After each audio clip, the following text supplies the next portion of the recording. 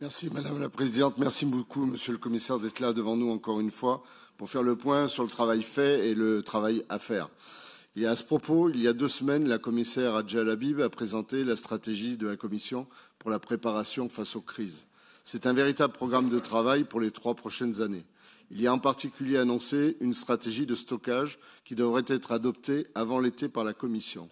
Vous savez ô combien la question des stocks alimentaires est importante pour effectivement la régulation de ces crises. C'est un élément important pour limiter la spéculation et les mouvements de panique. Certains États membres sont exemplaires en la matière. Je pense notamment à la Finlande que vous avez visitée dernièrement. Ma question sera double, Monsieur le Commissaire. Comment pensez-vous contribuer à cette stratégie de stockage? Quelle orientation allez-vous donner à la prochaine réforme de la PAC afin de préparer face aux crises climatiques ou de marché ou géopolitiques? Merci.